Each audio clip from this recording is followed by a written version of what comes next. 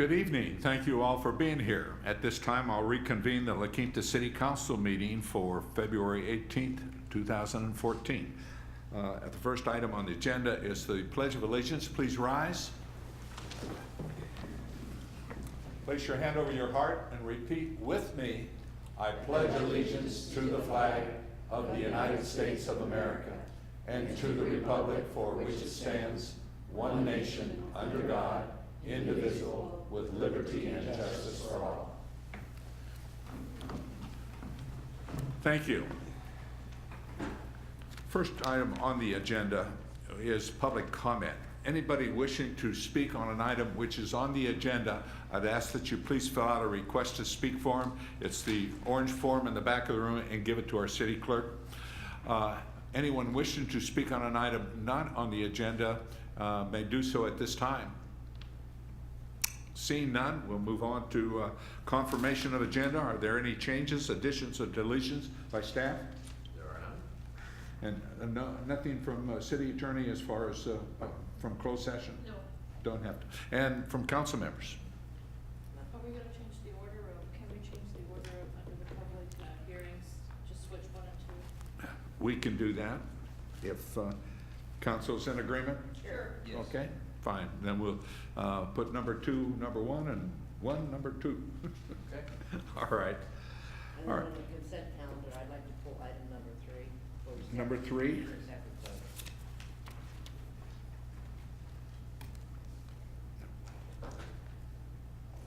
Okay. All right. We'll move on to, there's no presentations or written communications, so I'll ask for approval of minutes of February 4. So moved. Second.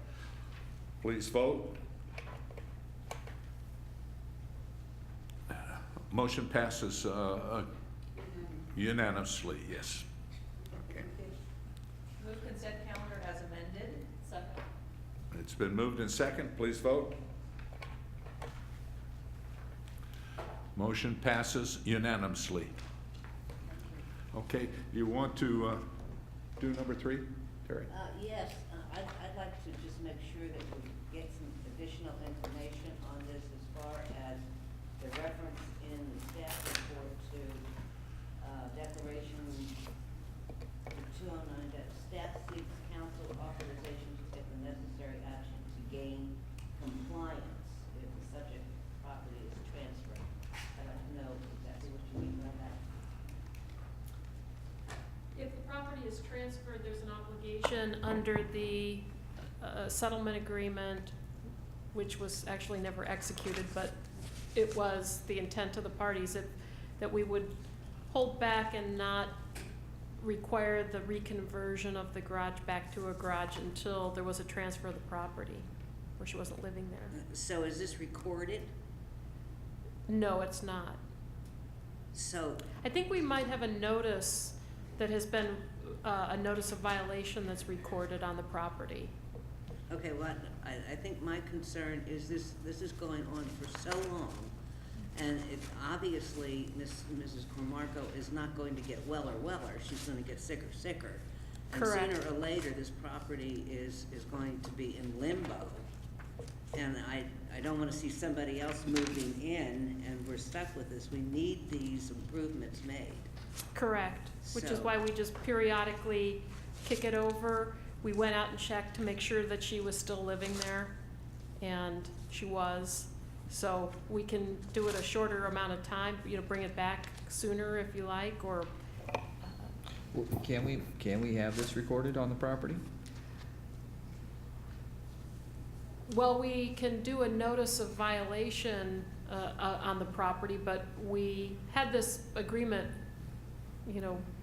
negotiated with her Right, but team. it's my understanding she didn't sign the second time. She did not sign the second time because Mr. Moran did not feel like she was able to. And Mr. And it- Moran's standing in this case, he was her attorney? No, he was her representative. Well, it sounds pretty, it really sounds pretty loose to me, the whole thing, and if there's a way that we could tighten this. I'm sorry, it is recorded on the property. It is. It's It the is amendment recorded. that's pending signature. If we- No, but the original one was recorded, and it was the extension that wasn't, so it would put a buyer on notice. Okay. The extension was not recorded because it was never executed. The amendment was never executed. If this property changes hands, is there a time element that says that it has to come into compliance? Correct. What, how long? Do we have any idea? Not 2 years. No. It's been a while since I looked at this agreement. I think it would go back to what Susan was saying, before close of escrow. So Work would before it happen. closes escrow, it has to be in compliance. If it has a notice of substandard property filed against it, with which we'd have to check. I don't know personally whether it does or not. Yeah, I guess, you know, I don't want somebody moving into it if it's not in compliance. Within 90 days of what's Within defined 90 days? of a triggering event, which includes the transfer of the property. Okay. All right, okay, good. All right, answer your questions, Terry? Yes. You don't sound convinced. Happily, no, and I'm quite frankly tired of having this being continued, so, Yeah. whatever, We all do. yeah. Okay, I will ask for, Since I wasn't a part of the first transaction, I'll go ahead and make the motion to approve consent item number 3. okay. Moved and second, please vote. Join the party. Motion passes 4-1. With Member Henderson voting no. Okay, we'll move on to our business session. We have 2 this evening. The first one is approve professional service agreement with the Palmer Design Group for Silver Rock Golf Course restoration. Staff report, please, Tim. Yes, thank you, Honorable Mayor and City Council members. This is a new, the item before you is a new design contract with Arnold Palmer Design Company that will basically, the intent is to dovetail onto the Water Districts project that's going to start in May, 1st of May, when the golf course is closed down at Silver Rock, the backside anyway. This design contract is going to, first of all, look at the overall concept for the back 9 holes in as much as they're going to be possibly affected by the future hotel development. And then also look specifically, though, at the canal relocation limits and the 5 golf holes that are going to be impacted by the Water Districts project to construct a parallel canal, as we have discussed before. So Palmer is going to be working on both fronts. He's going to submit, their architect is going to submit a plan for the city's review that looks at the latest, like I said, concept plans from the Meriwether Group, and comes up with an overall routing plan for the back 9 holes, but then move into phase 2, which would be the actual design of the 5 golf holes that are affected by the Water Districts project this summer. The phase 3 is for construction services, so that when the Water District actually moves off the site in late August, first part of September, they'll be assisting the city both through the bidding phase of our project, which will be done in June and July. The schedule anticipates an award in mid-July for the restoration project, with the work to start in early September. And then the 4 holes or the 5 holes will be restored and delivered to Landmark to do the remaining of the overseeding in October.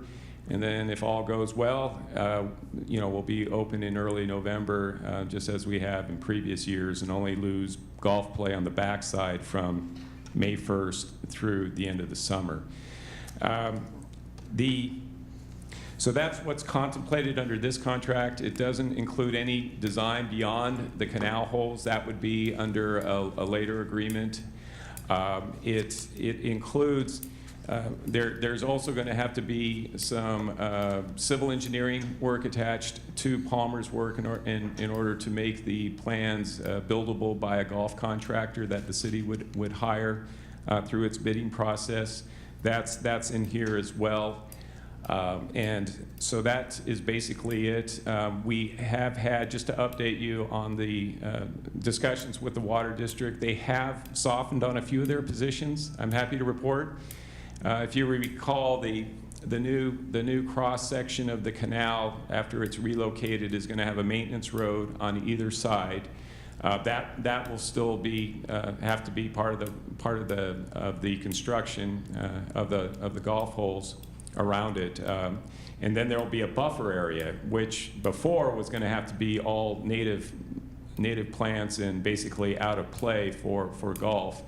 The discussions with Water District staff has said, no, we can actually have the turf line meander in there as long as we don't encourage golf carts to end up on the maintenance road for the canal. So that's good. And then the other thing is that the Water District is going to review the city's plans as Palmer puts them together locally, rather than require us to go through BOR again, because that was quite a lengthy process when we did the first golf course. So that concludes my staff report. Be happy to answer any questions. Mr. Mayor? Good. Thanks, Jim. Questions of staff? Just comment. I had the opportunity Sunday evening to sit with Mr. Palmer, and we discussed it. He said he had been briefed on what was happening out there by his design group and that.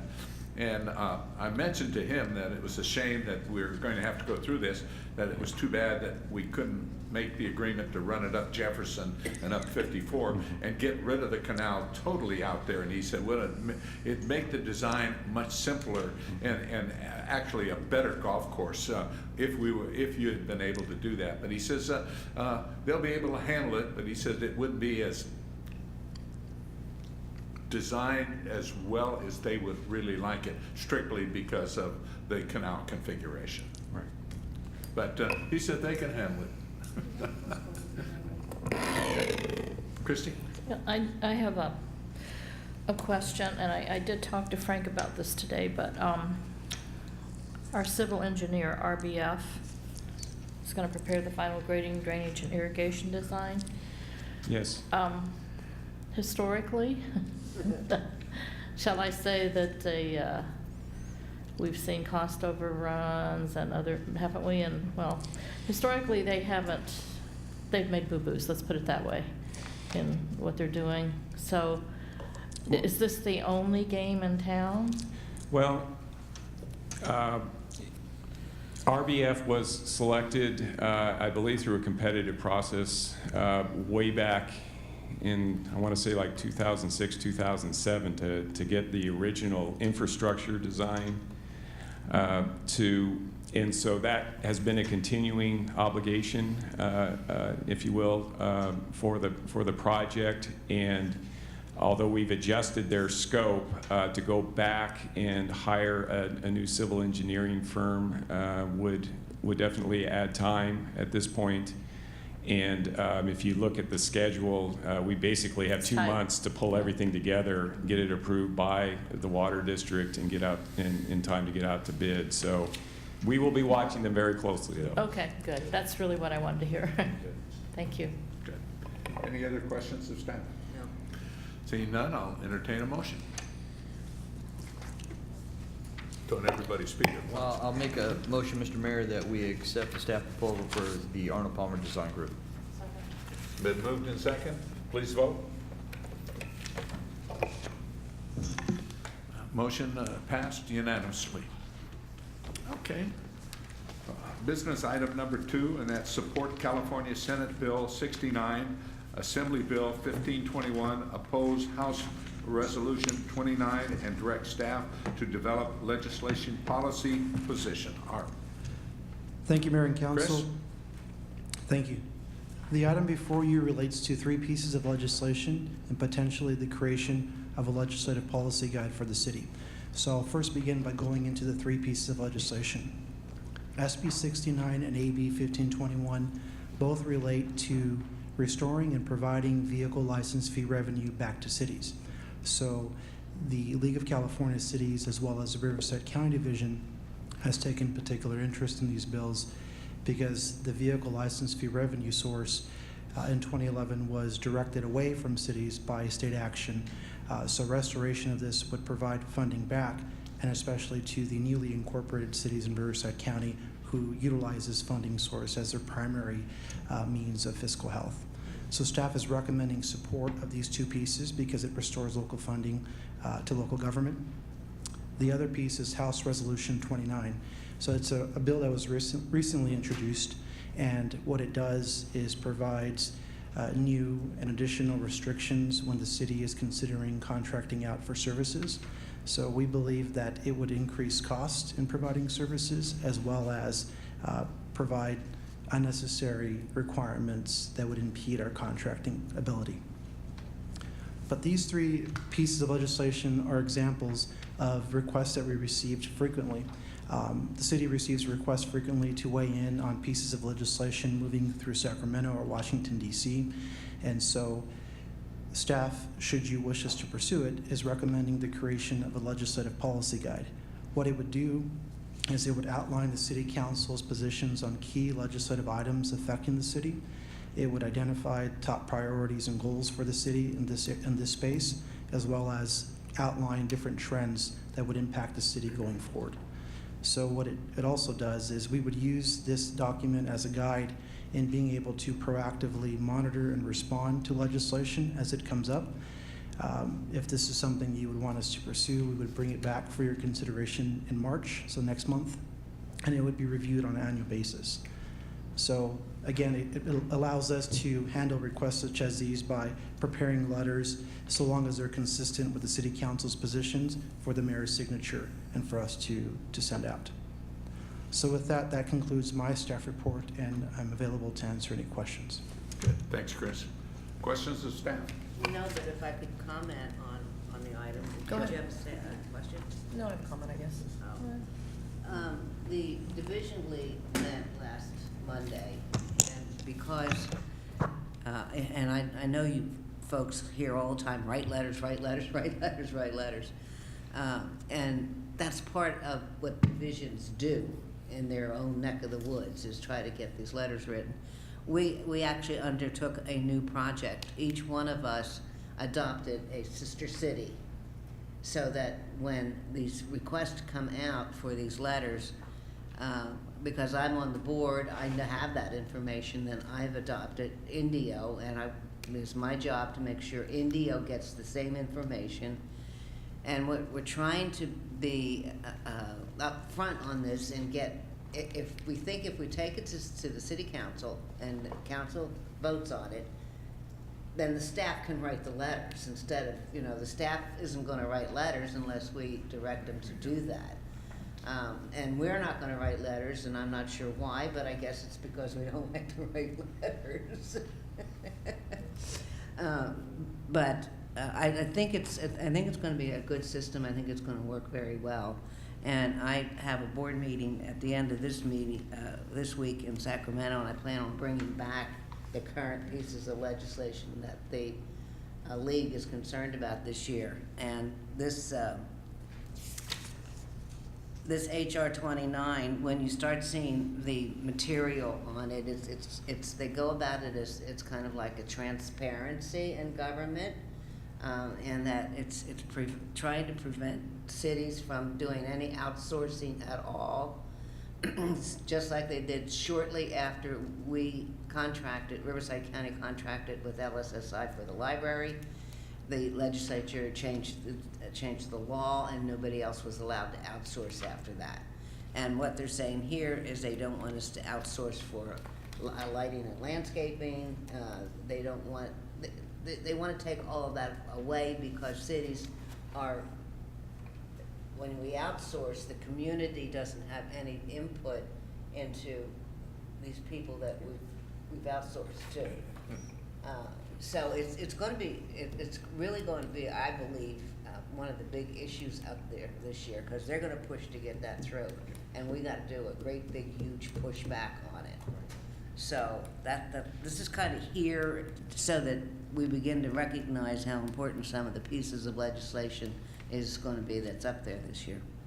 So, and of course I support this. Question, Terry, for you. I know you don't have that crystal ball, but on 16-9 and 15-21, do they have a chance of moving forward? Well, AB 1521 was already discussed with the governor last year, and he refused to sign it. Recent conversations, he said he's never heard of it before. He knows full well what it is, and I think that there is a little bit of politics being played because the four cities are in Riverside County. And Riverside County is Right. typically Right. the other side of. Yes. Yes. Got it. So, and we have, two of those cities are probably gonna have to go bankrupt if they don't get Right. their VLF share.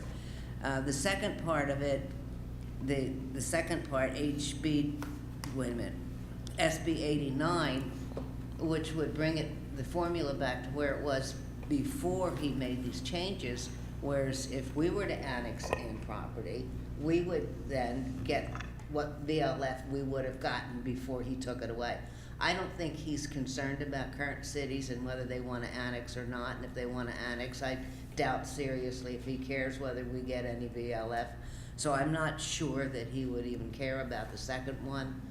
We may be able to push him on the first one. Okay. So, So I guess I have a question in terms of, I mean, our current process is we're members of the league, right? And part of the responsibility of our involvement in the league is to stay apprised of legislative issues that are coming forward, in addition to Terry's outstanding work that she's done on the board positions to bring those to this council. So while I guess if it's a time saver to lay out what our thoughts and positions are, with some of the stuff that's been created and coming forward, we probably never would have dreamed of. I'm still thinking it's going to be really hard, or I would not want to assume that the staff can just take that position based on our framework and then write a letter to present to whatever entities need to be without us knowing that. Obviously, it'll be signed by the mayor first, but I guess I'd consider trying it to see if that works, but I just feel like that might not be in our best interest for every legislative piece to just it have that wouldn't be be. prepared. And I don't know if we could really position ourselves from a points of value that would give enough guidance every time one of these things presented. no, but if I bring back a list of 6 things, next week, and we can go through them, all 6 of them, we could agree at that point, we like 4 and we don't like 5, and so we could probably take care of 6 of them Right. at a time. But I think the proposal is that we may not even have that, do we like 4 of 6? It's just letters will be, they're gonna, No, I think they're. the council has to We talk need, about it. yeah, I think we need to see I them. didn't get that comment. Right, the city council input would be instrumental in this, so we wouldn't issue letters or draft a position that would be inconsistent with it. Including your information, the League of California Cities has a lot of material available for cities already to use that as a basis for their own plan, so we would be doing things similarly to that as well. So, and again, it does streamline efforts on the back end, but again, it would be for your review and require your input. I guess I just don't see this, I don't see how the process is gonna be different or improved or streamlined if we're gonna still know about it. Where that is going to come into play, and I think we will have already written letters, but a lot of times the legislation is in a final committee and they're getting ready to make some really drastic changes to it, and the league will send out and say, we need letters in here on these changes. So, but if we That's already took a position on it, I don't see where there's any problem. Oh, I with agree staff. on that Yeah. regard. Right. So I think Okay. it's kind of a pick and choose, Okay. Terry, you're closer to what's happening in Sacramento than the rest of us are. And that writing these letters to our legislators, Manette, when they've already taken a position, how much influence do you think that these letters do in making them make their decision? Well, I can tell you that if the electeds are not involved, you have staff working with staff, and they don't feel any commitment to the electeds. And that's why they're always hammering for the letters from the elected, so that you know, they know that we are involved in this, and we know what it is, and we don't like it, and we don't want it. And so I think it's really important, and I think if we get this letter writing thing going in the proper way, it'll be much more meaningful. And I was speaking with Frank briefly, and I think that our letters ought to be signed by the mayor and all 4 city council members. So that we're unanimous So that in we're our position. That's right. Okay. I like that too. That was bugging me a little bit. Yeah, I think they ought to know. I mean, we could have them write a letter for each of us to sign, Yeah. but I think we can just do one. Do it on one letter, Yeah. sure. Well, there could be There could be the chance too that one of us wouldn't agree with it, Well, that's true. and therefore we wouldn't have to sign the letter, but we wouldn't have a say if all of us weren't on there. Yeah. Yeah, I like that idea. Yeah, that's But not a right now, problem. the assumption is we all agree. Sure. But And I want you with me. Yeah. That's right. If I may, this issue has come up before in another city that I've dealt with, and having all the council members sign on to a letter becomes a Brown Act violation. Whoops. So you can, yes. Produce 5 If letters. If we And did it even if you here, produce 5 separate letters, if they're the same letter, it is considered. if we do it here, No, if you do it here during a meeting and you authorize it and then you sign it, then it's fine. But you can't have staff preparing, 5 letters we do it or preparing a independent. letter for all 5 of your signatures outside of a so only public 3 meeting. of us are allowed to have an opinion. Well, 2, actually. No, you can all have opinions, but if you're taking a collective effort on behalf of the city, it has to be part of a agendized meeting. And we couldn't draft our own letters. You can, as an individual, draft your own Not letter on and city support. I think when more than three or more of you start doing that, it becomes a problem. Now, We don't need a committee. that being, unless it goes through this meeting. Correct. Which it can't If you always go- do Yeah, that. and that's my No, it's concern. real-time stuff. When these people need letters, they need it And they today, need it right away. right away, so it's not gonna have timing, so that's my concern. So what we're doing tonight, if the staff puts a letter together and we've already approved it. Oh, yes, if 5 of us, they're- then that's We fine. don't violate the Brown Act. If the authorization for the letter is to have all of your signatures on it, and that's As the part of the action, motion? that's fine, that's fine. Okay. So maybe in the short term, But- maybe just the mayor and the pro tem or something like that, just 2 of us. Yeah, you can do 2, no problem. Okay, well, this one we can all 5 So- sign. And one of the other points for wanting to do this is that as we get into the legislative year, as you've mentioned, a lot of things come up fast. And so we, need to get an understanding if it's of any interest to you. And if it is, then we either agendize it or respond. The second part of it is that we all sit on various boards and commissions. And I have found myself sitting on some of the committees that I sit on at CBAG and otherwise going, oh, this is coming up for a vote, we've never talked about it. And I'm there representing the city of La Quinta, not myself. So we're also hoping that by having this discussion about policies and philosophies and positions of the city, that will provide guidance to all of us when we're out there representing the city in these other parameters. Because at the end of the day, while we have our personal opinions, when we're there with the city of La Quinta pin on, that means we're representing what the collective body is standing for.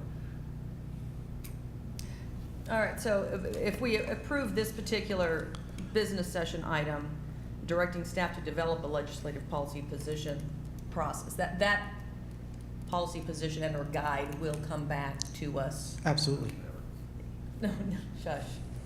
Okay, well, with that then, I'll move approval to support California Senate Bill 69, Assembly Bill 1521, oppose House Resolution 29, and direct staff to develop legislative policy positions. Second. Then moved in second, please vote. Okay, and for clarification, all 3 of these letters can be signed by all 5 of us. That's part of the motion? Yes. Yeah, That wasn't in my motion. normally, you just have them going out under one signature, but if you want to have it go out under all, you can direct staff to prepare it that way. Yeah. Let's do it. And it's part of the motion, right? Okay. So I'm amending my motion to include signatures from all members Thank you. on these particular Okay, items only. motion They've passes been discussed unanimously. openly. Yes. Okay, we'll move on to our study session. We have one this evening, and that's classification system update.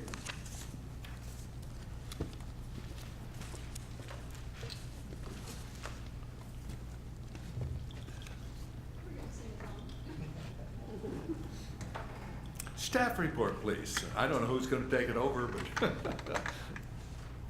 So I'm Cindy Henson from Henson Consulting, and I, along with Edie Hilton from the Community Services Director and Terry Geringer, the HR Manager, are the implementation team for the class and comp here at the City of La Quinta.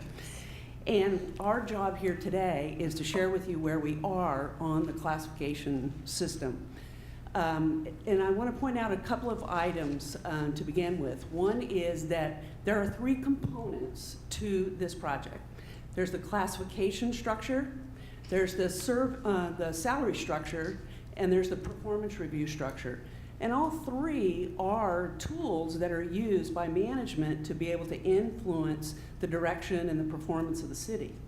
So today, we're in a position to share with you where we are on the classification portion, and we'll be bringing back to you at a later date the salary structure portion and the performance review portion. So with that, I'm going to turn it over to Edie. Turn on the study update.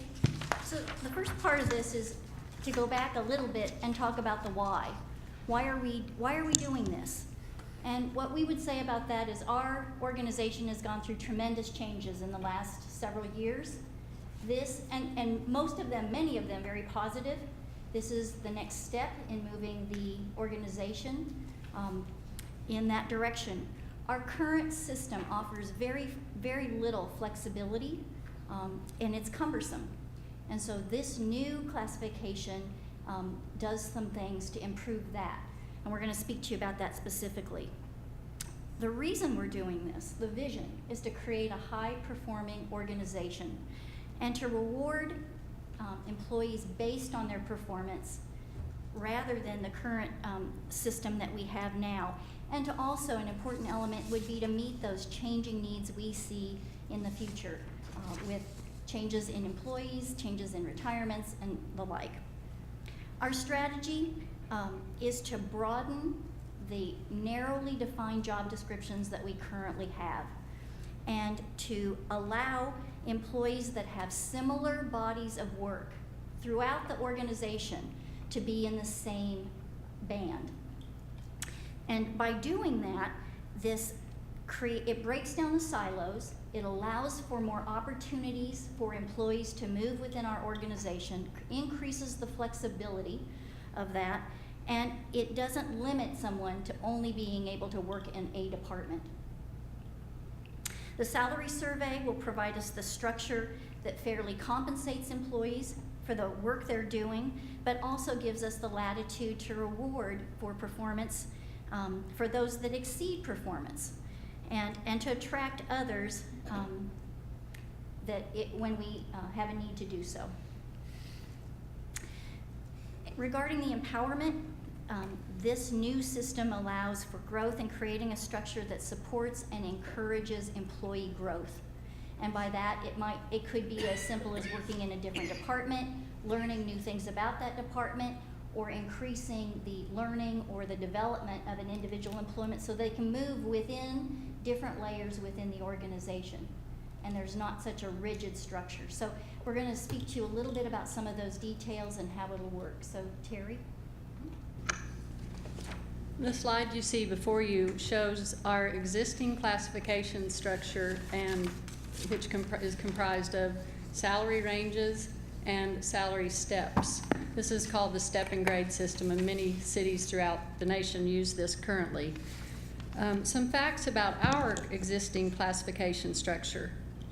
There are 47 different position descriptions for 67 employees at this point in time, and they're very narrowly defined descriptions, which limits management's flexibility for assigning work, and it also limits employee engagement and the advancement opportunities for employees. The salary ranges, which is the long list to the right, is comprised of 71 ranges currently, and there are 5 steps in each range. The steps are separated by 5% increments, and the ranges themselves are separated by 2.5% increments. 87.5% of our employees are at top step, at step E currently. So now looking into the newly proposed classification, as you see up on the slide before you, this is recommendations based on the decision band method of evaluating jobs, which looks at the levels of responsibility of decision making as the main factor in how these positions are placed in the structure. This new classification structure has 5 broad classifications. Remember, the previous one had 47. There are 15 distinct position descriptions, and those are distinguished by the general levels of responsibility within each class. There are currently, at the way it's laid out, 15 overlapping salary ranges that we will put definition to as the salary survey information comes back to us from Fox Lawson. But we do know at least that those are the levels that will be contained within each of the 5 large classifications. So these structures have been well vetted with all the employees in each group. We've held several meetings with each set of employees that is affected by the changes. We've had a lot of conversations with some of them, individual one-on-one conversations about their particular position's placement within the structure. And that has been key throughout this process. The employees have given their opinion and given ideas to us, which caused us then as an executive team to go back and look at some of the placements of those positions and change them in some cases.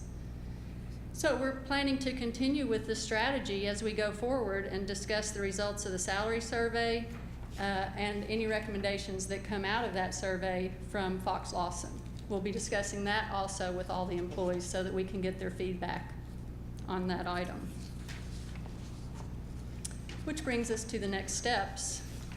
The first thing we'll be doing is looking at the salary study and considering the recommendations. With just a reminder, the compensation salary structure contains data from both private and public sector markets.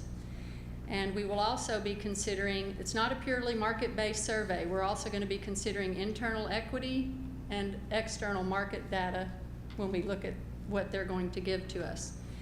And we're hoping that this new structure, as we overlay it on top of the classifications, will provide opportunity for advancement across the broad bands for all employees. Second step will be the performance evaluation model. It will be aligned with the vision and guiding principles of the city. It will also identify individual developmental goals for every employee, and it will set concise criteria for performance expectations, which will be critical. Employees want to know what target do I have to hit for the performance expectations, and that's what we expect to set out in the new model with their help. And then the third step is aligning the new model, the performance evaluation model, with the new class and comp structure, and making sure that we can reward exceptional performance, attract high-performing employees, and retain those that we already have, and, attract the new talent that embraces a culture of rewarding for performance. And we expect to bring the salary structure portion, the proposal, to you in April. And that gets us to the end of the report. We're happy to answer any questions you may have. Thank you, Terry. Sure. Questions, staff? Okay, all right, when these broad bands, so is there, if there's a succession planning option, I would imagine then looking at the competency factor and/or potential for growth, do the employees have a perception that they're stuck in a band, or do they realize through this compression that they can have advancements, and then obviously would need to potentially add training and education to the budget if people are expressing an interest and show signs of capability to move from band to band? So my question is do we anticipate increased costs for training and education for succession planning, and/or in the employee meetings, do people feel like they're stuck in a band, or they feel like there is an opportunity to move from a different band? Well, the way that we've explained it to the employees in the occupational panel meetings is that if a vacancy occurs because someone has left in a band that the employee is not in, they are certainly encouraged and welcome to apply for that vacancy. And along the way, we would like to help provide training and developmental opportunities for them to gain the skills that might make them a viable candidate for a promotion. So while there's not necessarily movement from band 1 to band 2 within a level, it will only happen if there is a vacancy. There is a movement Within the band. capability though within a band, much greater movement than we currently have, Okay. and they do understand that. And then in terms of the employee association's support for all this, pay for performance type of, that's obviously a very different model in the association world. It's usually a very fixed contractual component. How is that process going in terms of communication and support? From what we understand from the officers of the association, they are very happy that we've included them in the conversation to this point about the classification structures. They had input on which cities we would survey for salary. They had input on which positions Fox Lawson would survey for the salary survey, and weighed in on all of that and granted their approval, if you will, and we're happy with the way that was going to proceed. They all have seen their structure in its, I won't say final form, but in its final draft form to this point. And we have addressed all concerns of any employees that have brought them forward, whether to the directors or to anyone in the organization. So we've addressed everybody's concerns, and we've shown them the final draft and have not had any more comment on that.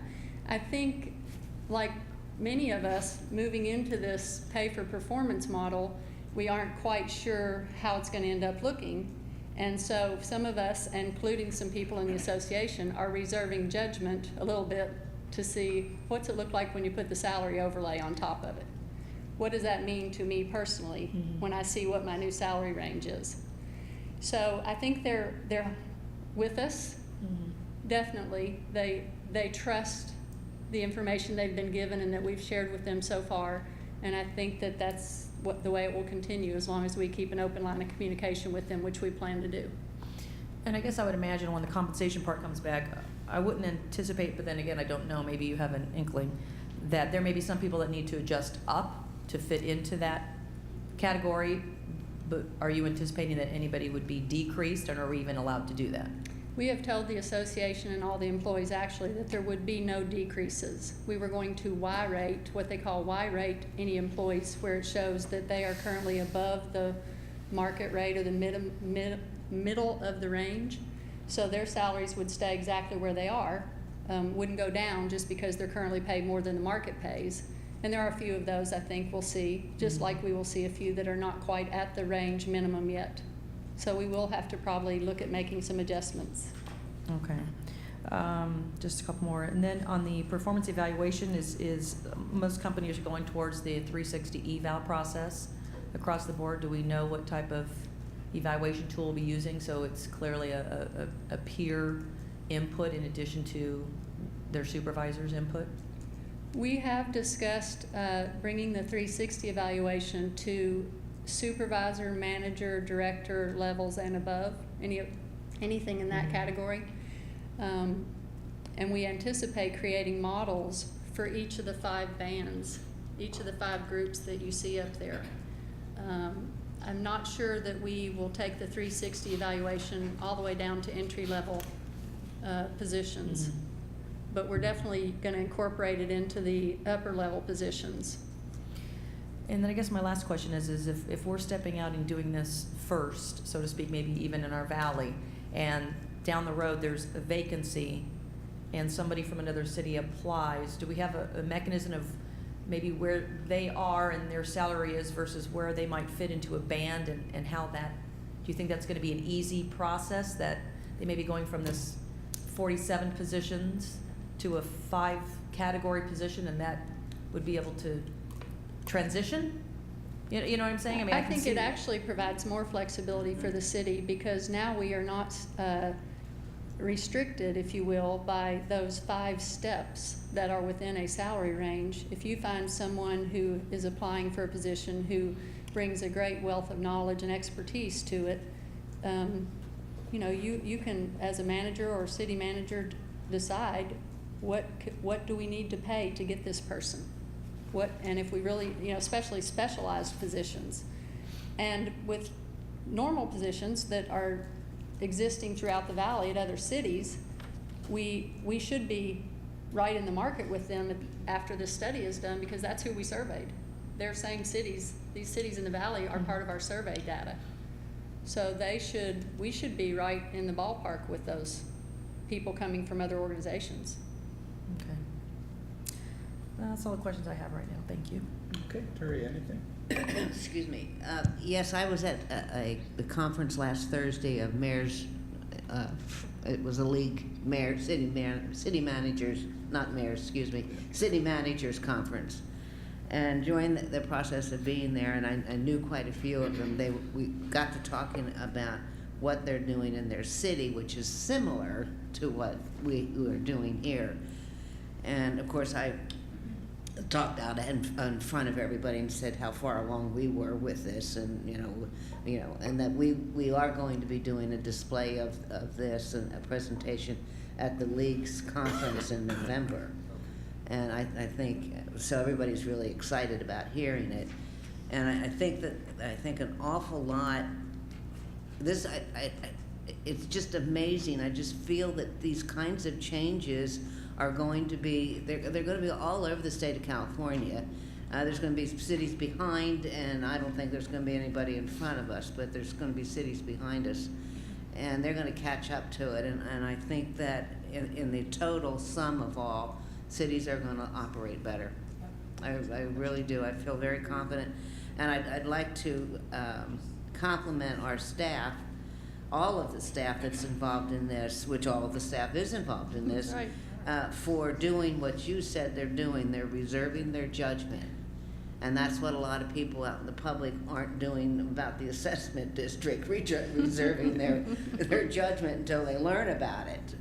It's best to make, you know, have an opinion when you know all about it. And delighted to see that they're not getting upset right now. Right. They're waiting to see how it's going to come out. Sure. And learning. Lee, anything? Thank you. The salary survey, when is that going to be presented? Will that be at our next council meeting? Maybe the second one in March. We're looking if we can get everything together by then, if not the first in April. Okay, I would just ask that once that salary survey is available, that it come to us so we have time to really read through it, because I'm sure it's going to be a substantial document. So give us more than Sure. just a day or two to really absorb it, and I'd appreciate that. You bet. Christian? Terry, just as an example, could we pick a current employee and just tell me what category they would be in? Do you want to pick one, or you want me to pick one? Oh, you go ahead. Okay, well, maybe this will help. I'll just give you a quick little description of each of those categories and the types of employees that would be in them. So for the administrative section, you would have our clerical positions. Okay. The code administration would include all code enforcement people, as well as anyone who interprets codes. Okay. So inspectors, both public works and building, Right. and their supervisors, if you will, of those same employees will all be in the code administration section, permit techs as well. Maintenance and operations is both facilities maintenance, streets, landscape, and traffic. So anything to do with maintenance and operations, that whole set of employees would be part of that group. Okay. And management administration are those positions that provide direct support to managers, directors, or the CM. So, let's see. Senior account clerk, account technician in finance, for example. Recreation coordinators and supervisors in community services.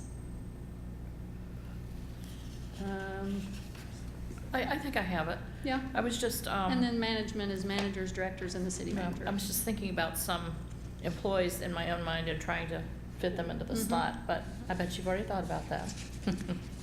Okay, well, that really helps, especially with Okay, the good. clerical. The code was pretty, and maintenance and operations was pretty self-explanatory, but just wanted to go a little bit further into that. Thank you. I thank you for all your hard work on this, and I have to agree with other folks on council. It looks like the way we need to be going. I think so too. Good, and you've answered the question. Linda had a couple of questions that I had too. The one thing, the performances, you anticipate or you're planning to do this once a year? Right. Like we normally do, and that, Yes. so. It'll it happen will every year. Be set up on a program that, you know, job performances and evaluations will be done once a year. Correct. Good. Mhm.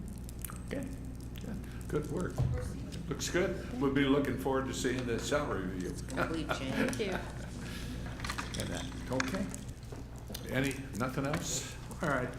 Well, this is a study session, so there's no reports done. So we'll move on to reports, informational items. Linda? Thank you, Mr. Mayor. Okay, a couple of items from my committee meetings. CVAG Conservation Commission, at the last meeting, we approved the purchase of 15 parcels that were with the Riverside County Treasurer and Tax Collector, which resulted in a purchase of 479 acres to add to our conservation, the tune of about $594,000. So we've got a process now that allows the county tax collector to provide CVAG with those parcels as they come up versus trying to fight for that list. And so it's a little bit streamlined, which is nice, and that'll add to the acreage. The land that's in close proximity to La Quinta happens to be kind of right behind Eisenhower. It might be Indian Wells or La Quinta land. It's almost behind the Bear Creek Trail-ish. There's some kind of mountain component there that was a little parcel that we picked up for some reason. I don't know why, but most of it was up in the DHS area and other adjacent to other Conservation Commission land down by Salton Sea, all in that contiguous nature. So there's also a special meeting with the Conservation Commission in March, and that will be a meeting to include Desert Hot Springs and Mission Water into the program in terms of the multi-species and conservation land acquisition. As far as energy environmental, I guess the only hot topic item is the plastic bag ordinance, and I see Nita in the audience, so I'm wondering if that might be why she's here. There was an approval to move a standard ordinance forward again, like you saw in the executive committee. I guess the initial standard ordinance had to be retooled slightly because whatever legislation was moving up the ladder was not approved, and so it's almost like we basically somewhat approved a template that we won't be able to finalize until the next piece of legislation goes up there. But the overall concept is really to just try to be ahead of the game when this becomes a mandate, whether we like it or not, that we've got something in place as a coordinated effort for the Coachella Valley, so there's not randomness in terms of the city's decisions on how to enforce what's going to be mandated by our famous Sacramento team. Greater Palm Springs Convention Visitors Bureau, we actually have a regular meeting this week, so I'll report next month, but there was a separate destination survey team put together for a consulting firm, similar to what Scott was talking about in terms of really honing in on what's going to take our destination as the Palm Springs greater region to the next level to compete with some other markets. So we're embarking upon a consulting firm, and we're reviewing the RFPs on that. So I'll report more on that next month. How's that bid program going with that? As Scott reported last month when he was here doing the presentation, we're generating revenue from the additional bid process for consumer marketing and extra promotion. So the extra 1% TOT is coming from the large hotels, 50 rooms or above. They didn't tap into anything 50 or below at this point, and the large resorts stepped up as another means of generating revenue, and it's producing quite a bit of. I mean, I think when he took over 3 years ago, we were about a $7 million budget. We're at 14 now with some of the things he's putting in place. Did they give you a comparison what other cities do? I mean, like San Diego, or, I was recently in New Orleans, and they have a huge charge on their hotel rooms for these type of things. I don't know if they give you comparison on where we will be with this bid versus other cities. Actually, I think they did when we first reviewed and approved it. I could bring that back to council. We were still somewhere in the middle range. We were Okay. definitely not in anywhere in the high range at all. No, And okay. definitely not the lowest. No, We were about mid-range, Okay. so. I had asked Scott for a listing of the TOT charges just for the cities within the valley, and he gave that to me. I did not bring it tonight, but it definitely puts us in the middle to lower. Right, right. So, Okay. good stuff. That's my report. Thanks. Okay, Christie. I have CVEP tomorrow, and then my other three meet next month. Okay. Terry? Yeah, no, I gave enough on the League of California Cities, the division, and public safety didn't meet because it was on Monday, the holiday, so, You have none. I have nothing. Okay. Lee? The homelessness committee was canceled, and next meeting will be, I believe, in May. And then the IAD meeting, I'll have that in a couple of weeks. And then the Desert Sands Unified School District Committee meeting, we'll have that, I want to say next week. Yeah, Friday next week. Yeah, good. So I don't have anything.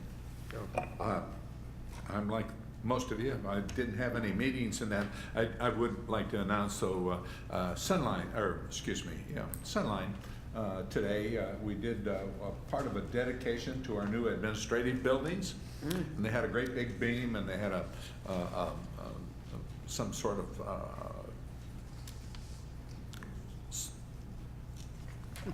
all of a sudden I go blank, I don't know what it's called, but anyways, we all signed the beam, so it'll be there for posterity, for all the cities and that. So everybody was there, and it was a nice dedication in that. No trailers? Do you have any trailers? Yeah, no, we're not out of it. It's under construction, but it's coming along pretty well. So they hope to have it open by this summer, and that. But it's good. That's all I had, and that. So let's move on to department reports. City manager, city attorney, I have no report. city clerk. Nothing additional? Okay. Department managers and that. Tim, you might want to bring us up to date as to where we stand with this problem up north. What is that? Information sharing. I assume you're referring to, Mr. Mayor, the North La Quinta subdivisions. The surveys went out a couple weeks ago. Happy to report that we've gotten, I think, close to 600 of the surveys back now. Good. Just taking a quick look through them, I don't think that there's a lot of support across entire zones for it, but possibly individual subdivisions might be willing to put some money towards this. So we'll have a full briefing coming up in, I think it's March 18th is when that's scheduled to come back before the council. Okay. And then shortly after that, we'll have the lighting and landscape district public hearings and so forth. Okay. That's good news that we're getting responses. Yes, very good. Yeah. Okay, good. Thanks, Tim. You're welcome. Anyone else? Seeing none, we'll move on to mayor and council members' items. Anybody have anything? Just a comment. Thursday, Mayor Mike Wilson in Indio has called a meeting for the Eastern Valley mayors. I think he wants to talk about some of the things that we should be doing in the eastern end, Right, yeah, the of economic development. what's Right, East happening, Valley economic development. in our end of the valley and that. So it'll be interesting to see what comes of it, and I will report on our next meeting. I think it's I'll kind be of there. like what the East Valley Coalition used Yes. to be, Right. it was made of Yeah. members, so I'm glad they're resurrecting that. So he wants to recognize it, wants to resurrect it and go forward to see what can be done. Public hearings. That's good. Terry, did you have? No, it's public hearings, 5 o'clock. Okay. Yeah, I just looked recognize up that. and saw it there, so. Okay, we'll move on to our public hearings now that it is 5 o'clock and that. Can we Before, go through the other two and then do the public hearings? Is it necessary to do the public hearing right at 5 o'clock? No. Okay, can we do the successor? okay, so we just bypassed that. If we could. Yeah, okay. So we're just gonna go Sure. ahead with the other We'll just committees. move on to our public hearings and that. All right, and we have two this evening, and what we're going to do is, because of That wasn't public. restraints, we're gonna take number 2 first, and then, No, I was talking about doing the successor Successor. agency. Oh, doing- Council and finance, And then we'll getting come that back out to of the- and then come back to it? Yes. Okay, all right. All right, we can do that. All right, we'll move on then to the successor agency. So at this time, I'll call to order the regular meeting of the successor agency to the La Quinta Redevelopment Agency for Tuesday, February 18, 2014 at 4 p.m. Please let it be known that all agency members are present and that. Move on to public comment. Anybody wishing to speak on the item for the successor agency? Seeing none, I'll ask for confirmation of agenda. Any changes by staff? There are none. By agency members? No. Seeing none, I'll ask for approval of minutes of February 4. So moved. Second. Moved and second, please vote. A motion passes unanimously. We'll move on to the consent calendar. I'll move consent calendar. I just have a quick question on what was handed to us and what changed, Yes. please. Yes, basically what occurred is that in looking at the recognized obligation payment schedule, which is part of consent agenda number 3, we realized that there were some numbers relating to the bond proceed numbers that were in the wrong category. In part that came up from Mr. Osborne's questions, and in part that came up from our review of it. In addition, the administrative budget that was listed for the successor agency was modified Thursday, where we reduced the administrative expenses as they were originally envisioned to conform with the requirements of the law. Those revisions were also included in the recognized obligation payment schedule. So those two combined resulted in us bringing you this new one that's before you. So then I'll move consent calendar as amended in consent item number 3 revised. Okay. Second. Moved and second, please vote.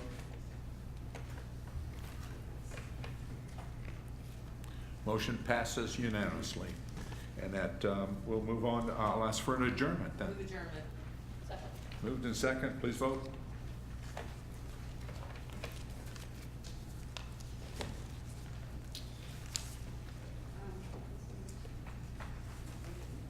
Motion passes unanimously. Will I get a new agenda for the oversight board meeting then also? If you change this, imagine it's gonna change for the oversight board meeting tomorrow? Yes. Okay, because this changed dramatically. I mean, this changed substantially. So I would like to make sure I get that, well, I'll use this in the meantime, but this changed quite a bit. Okay. Okay. So at this time, I'll call to order the regular meeting of the Financing Authority for Tuesday, February 18th, 2014. Let it be known that all authority members are present. Public comment? Seeing none, we'll move on to confirmation of agenda. Any changes by staff? No. By authority members, excuse me. Seeing none, I'll ask for approval of minutes of January 21. So moved. Second. Been moved and second, please vote. Motion passes unanimously. Move adjournment. Second. Moving and second, please vote. Motion passes unanimously. Okay, we'll go back to our public hearings. Can we do the housing authority? Oh, excuse me, Lee, I forgot you. No, it's me. You're the housing. Yes, I'm the housing We've authority. changed, all right. And with that, I will call the housing authority meeting to order and have roll call, please. Authority members Adolph, Here. Evans, Present. Franklin, Here. Osborne. Here. Chair Henderson. Here. And I believe at this time there's a verbal announcement on AB 23. Yes. Board members of the La Quinta Housing Authority are entitled to receive a $50 stipend as set by Section 34274 of the Health and Safety Code, not to exceed 4 meetings per month, to be paid to members in attendance at every convened Housing Authority meeting. Thank you. Confirmation of agenda. Anybody have changes? Moving on, approval of minutes. So moved. Second. Please vote. That motion passes unanimously. Thank you. Consent calendar. Move consent calendar. Second. Please vote. That motion passes unanimously. Thank you. Business item, there are none. Chair, board, public hearing adjournment. Move adjourned. Second.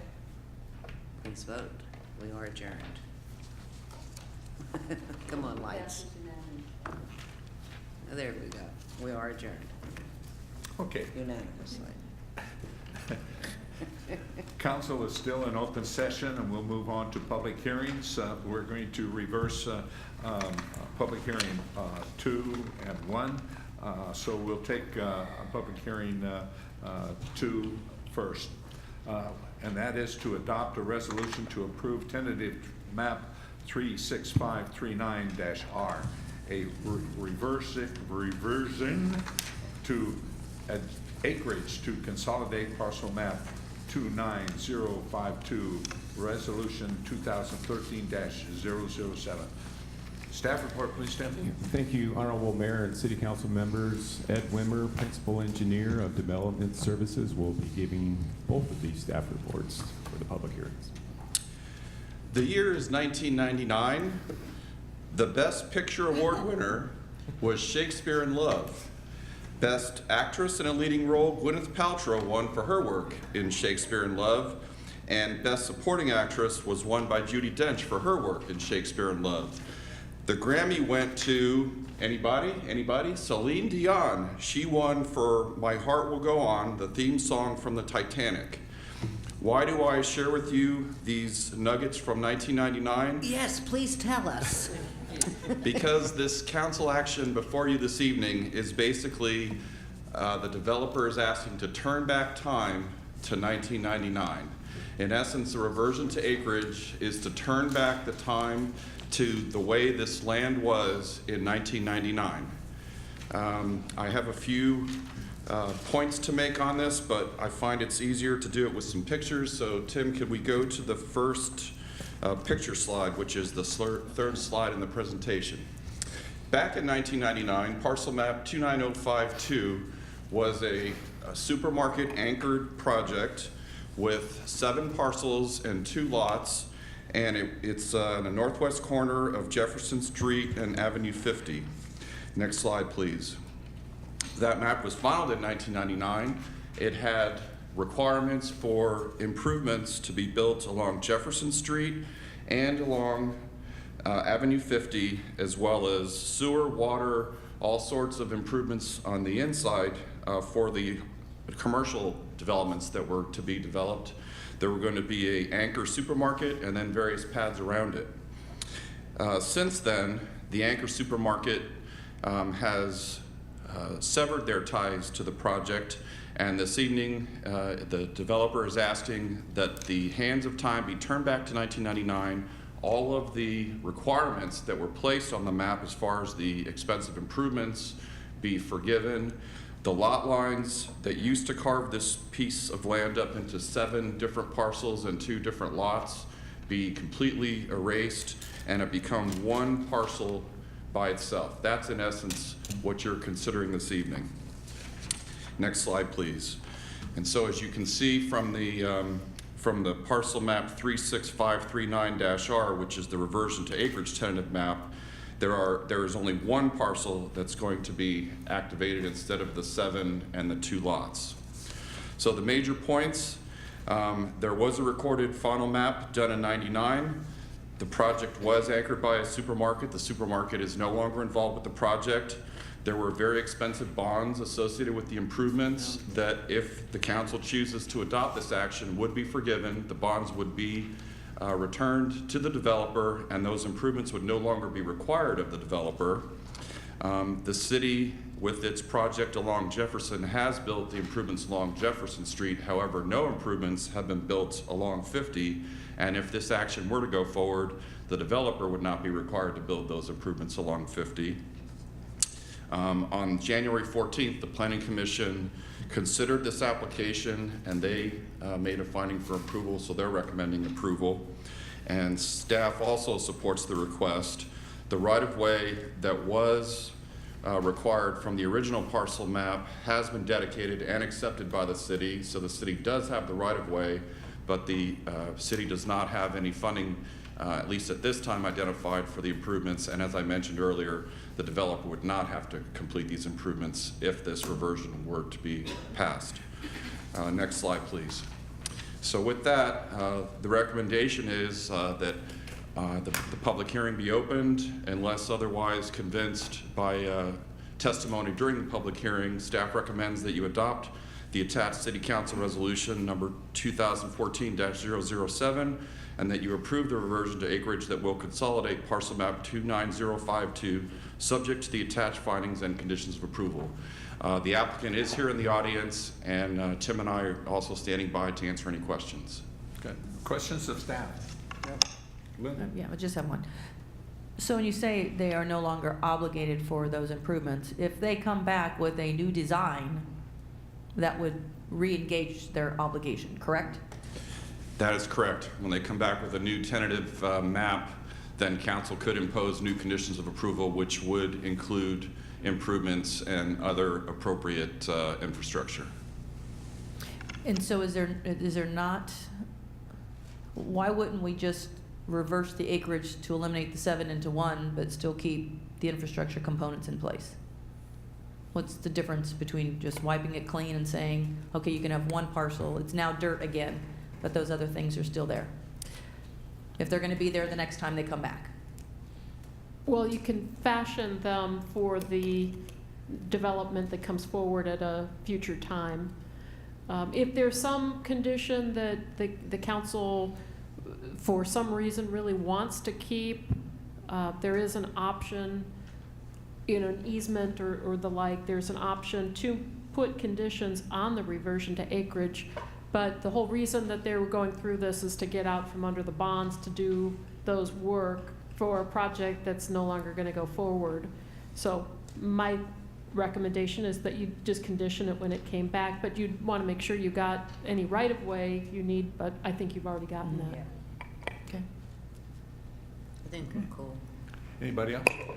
Yes, Lee? You're on. All right, in regards to the maintenance and dust control on this property, those will still, they're still responsible to maintain that property and maintain dust control. They have an existing dust control bond that's in place, and they would be liable to maintain dust control. They also have a stormwater pollution protection plan for their stormwater, which also would require some minimal amount of maintenance.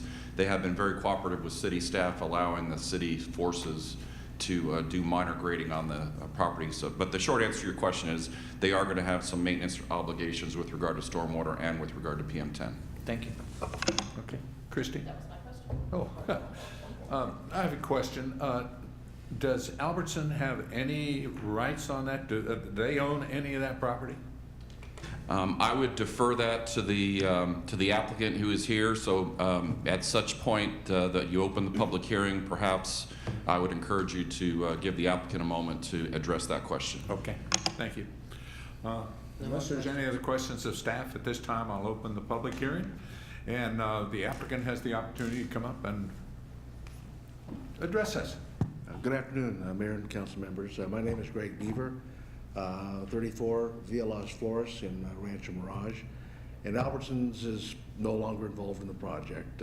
They were an owner of the large parcel, and we purchased them after many years of them not wanting to commit to go or not to go. So we're out seeking a quality substitute anchor tenant, and it would be our fondest desire to be here with an application and bring a quality development, and along with all the improvements that were similar to the ones that were associated with the original project. But that's not the case right now, but we work it, and we're confident that that will, in fact, come. Okay. Just questions? I do. Are you, and maybe your crystal ball doesn't tell you, but are you looking to maintain commercial and some residential, or an entirely residential piece of property? We think that there's adequate demand to replicate the size and scope of the project that was originally approved with the Another Albertsons. grocery Yeah, store? and we think that there's a need. It's just a matter of finding the right anchor tenant who's in the mode for expansion. And those things change from time to time with companies. So we continue to work it. It's on our minds every day. Okay, thank you. Mm-hmm. Yeah. Anybody else? I just, you know, I get comments from Ralph's across the street all the time. What's happening across the street? Anything. And I said, well, you know, we always hope that something will develop in there, and that. Have you seen any interest from outside agencies to want to come in? We have tremendous interest for the peripheral users, the small users, the banks, the credit unions, some fast food service stations. They ring our phones off, but the one component we have been able to secure is an anchor grocery tenant, and we've done studies on that, projected sales studies, and presented it to some anchor tenants right now, and they're digesting it. I don't know what'll come of it. Hopefully something. So. Well, we're always hopeful. We'd like to see that lot cleaned up, and I'm we sure you would too. Yeah, my hair was brown back in 1999 when we first submitted this. So, yeah. Thank you. Good. Thank you. Anyone else wishing to speak on this item? Seeing none, I'll close the public hearing and the matters before the council. With that, I'll make a motion to adopt City Council Resolution number 2014 -007, approving tentative map 36539-R, a reversion to acreage consolidating parcel map 29052, subject to the attached findings and conditions of approval. Second. Been moved in second. Unless there's any other questions, please vote. Motion passes unanimously. Got it. Okay. Mr. Mayor, I'll make a motion to approve Resolution 214-008, conditions of approval revision to acreage RA 2012-006, tentative map 36539-R, BLP Desert LP and BL2 LP, February 18, 2014.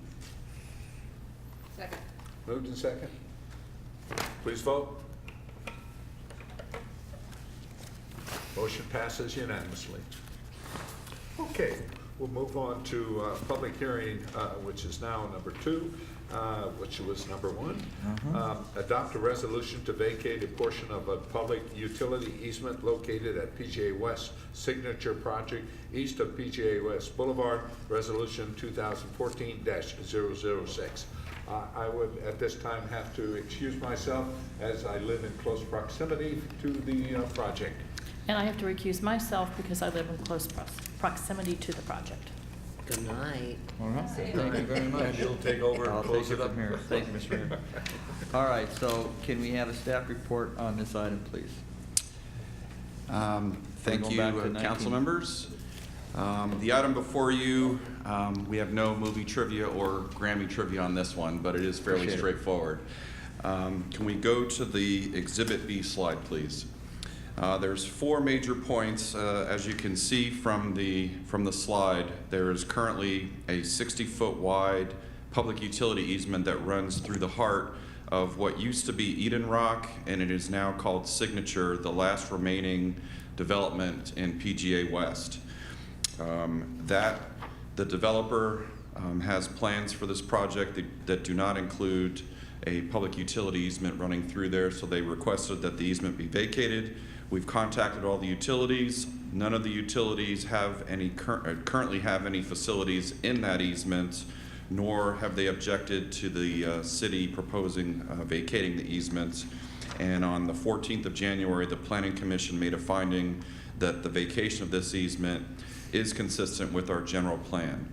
And so basically, staff recommends that the City Council order the vacation of this easement.